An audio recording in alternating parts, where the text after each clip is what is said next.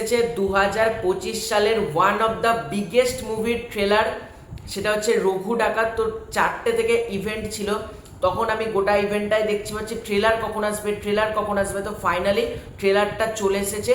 2 minute 58 সেকেন্ডের একটা trailer হয়েছে এবং আমি দুবার ট্রেলারটা দেখলাম। কেমন লাগলো? তো আমি দুবার ট্রেলারটা দেখলাম, কেমন লাগলো সেটা নিয়ে আগে কথা বলি। এক কথায় পুজোর সবকটা ছবিরই ট্রেলার দেখলাম, কিন্তু এই ট্রেলারটা দেখে মনে হচ্ছে দুর্গাপুজোর যদি সব থেকে বড় কোনো ছবি হয়ে থাকে সেটা রঘু ডাকাত। আমি বাকি সব ছবিগুলোকে রেসপেক্ট রেখেই বলছি, রঘু ডাকাতের ট্রেলার এতটা স্টাইলাইজেশন এবং এতটা সুন্দর হয়েছে। তো ট্রেলারটা সম্পর্কে যদি ভালো দিক নিয়ে আসি, ট্রেলারে অ্যাকশানের কাজ, মানে প্রতিটা অ্যাকশান দেখে মনে হচ্ছে না যে মানে জোর জবরদস্তি অ্যাকশন করেছে।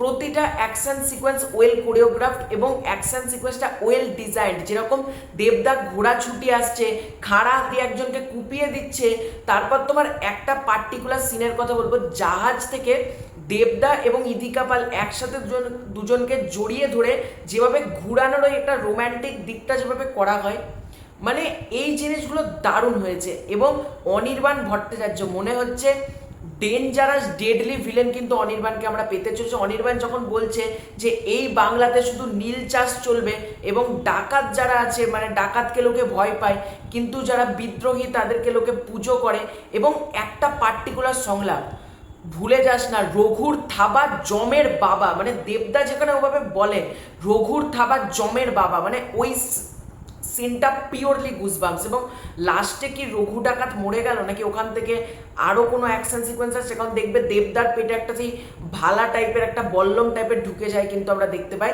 এবং তারপর আমরা দেখতে পাই রঘু ডাকাতের মানে আবার একটা ভয়েস আমরা শুনতে পাই।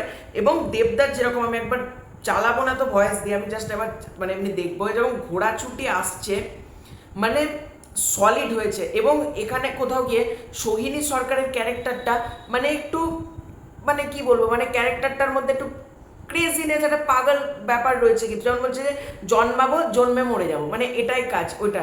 আর ইদিকা পালের এই যে এই পার্টিকুলার সিনটার কথা আমি বলছি, হেভি হয়েছে, হেভি। এই পার্টিকুলার সিনটা আমি বলছিলাম যেভাবে এটা করা হয়েছে, মানে প্রতিটা সিকোয়েন্স তোমরা যদি দেখো, এখানেও কিন্তু এআই এর শর্ট ব্যবহার করেছে। যেমন কি জাহাজের ক্ষেত্রে আমি জানি না সিনেমাতে কি ব্যবহার করা হবে, কিন্তু এখানে কিন্তু এআই দিয়ে প্রচুর দৃশ্য এখানে করা হয়েছে, কিন্তু ভালো লাগছে কিন্তু দেখতে, মানে এআই দিয়ে দেখো। এবং প্রতিটা অ্যাকশনের কাজগুলো যদি তোমরা দেখো বেশ কিন্তু ভালো লাগছে, মানে দেবদা যেভাবে কুপিয়ে দিচ্ছে এবং ফ্রন্টগুলো যেভাবে এসছে, এই যে মানে ঘোড়া ছুটে আসা, কালার গ্রেডিংটা খুব সুন্দর হয়েছে কিন্তু ছবিটার ক্ষেত্রে। এবং লাঠি খেলায় রঘু ডাকাত পারদর্শী ছিল, লাঠি নিয়ে অ্যাকশন সিকোয়েন্সের যে শটটা নেওয়া হয়েছে ভালো লাগছে কিন্তু ট্রেলারটা দেখতে। এবং বিজিএম এর কাজ সর্বোপরি, মানে বিজিএম এর কাজ খুব সুন্দর। এবং যে ব্রিটিশ সমাজ যে একের পর এই যে এই সিনটা বলছিলাম আমি, এই যে রঘু ডাকাত লাফিয়ে গিয়ে, এই যে তোমাদেরকে আমি দেখাই ছবিটা, এই দেখো এই সিনটা বলছিলাম, রঘু ডাকাত লাফিয়ে গিয়ে যেভাবে অ্যাকশনটা করে। এবং জাহাজের কিছু কিছু সিন তোমরা বুঝতে পারবে কিন্তু এআই দিয়ে, কিন্তু এতটা বুদ্ধি দিয়ে সেটাকে ব্যবহার করা হয়েছে, দেখতে ভালো লাগছে। এই যে পুরো দেবদা উড়ে শট দিচ্ছে, আর একবার তোমাদেরকে এই শটটা আমি দেখাবো জাস্ট, মানে এই পার্টিকুলার শটটা আমার হেভি লেগেছে। মানে গোটা ট্রেলারের সব কিছু একদিকে আর এই শটটা একদিকে, এই যে ভাই হলে সিটি পড়বে এইসব শট দেখে এই পুজোয়। তারপরে দেখো নীল বিদ্রোহের নীল চাষের এই জমিটা থেকে তোমার এই ব্রিটিশ সাহেবটাকে তুলে ধরছে, এই সিনগুলো ভালো। রঘু আসছে করতে অসুর বধ, বেশ ভালো কিন্তু, মানে ব্রিটিশদের সাথে একটা লড়াই হবে। এবং সৃজনশীল পরিচালনা কিন্তু দেবদা নিজেই করেছে। আমরা জানি খাদানের সময় তো দেবদা যে সোহিনী সরকারকে দিয়ে অ্যাকশন সিকোয়েন্স আছে, এবং নীলকর সাহেবদেরকে যেভাবে তুলছে মারছে, ওই সিনটা দারুণ। এবং এইটা বলছি আমি, এই যে এই সিনটা দেখে রঘু কি লাস্টে মরে যাবে? কারণ আমি তো শুনেছিলাম পার্ট 2 আসবে।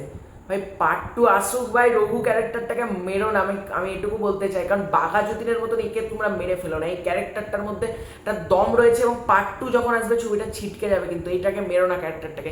হতেও পারে হয়তো রঘু ডাকাত মারছে তো এই ভালাটা দিয়েই যে মেরেছে তাকে কুপিয়ে রেখে দিল, এরকমও কোনো সিন হয়তো থাকতে পারে ছবির মধ্যে। ছবিটা ইতিহাস রচনা করতে আসছে। এবং খাদান, মানে খাদানের বাবা হলো এটাই, যে দেবদার ফিজিক দেখো, জাস্ট ফিজিক দেখো, মানে বিভৎস লেভেলের ফিজিক্সের জাস্ট দেখো, যেরকম বডি দেবদার এই যে দেবদা তাকানো, ইংরেজ সাহেবদেরকে যেভাবে তাকিয়ে দেবদা আছে না, চোখ মুখের মধ্যে যে অ্যাগ্রেশন রয়েছে, হেভি হেভি। আমার তো রঘু ডাকাত মনে হচ্ছে এখনই টিকিট কেটে চলে যায়। ও রিলিজ ডেটের মধ্যে একটা চেঞ্জেস এসছে, কিন্তু 26 তারিখে না 25 তারিখ রঘু ডাকাত রিলিজ করছে। এবং রঘু ডাকাত বড় পর্দায় গিয়ে সবাই দেখতে যাও, দুর্গাপুজোর বিগেস্ট মুভি কিন্তু আসতে চলেছে বলা যেতে পারে রঘু ডাকাত। তো তোমাদের পুরো এন্টায়ার বিষয়টাকে নিয়ে কি মতামত কমেন্ট করে জানিও। পরবর্তীকালে আমি ট্রেলার ব্রেকডাউনও কিন্তু করবো, এখন জাস্ট রিয়াকশন রিভিউ করলাম। তো চ্যানেলে নতুন থাকলে সাবস্ক্রাইব করে দাও। খুব শীঘ্র দেখা হচ্ছে নতুন কোনো ভিডিও, ততক্ষণ বাই বাই।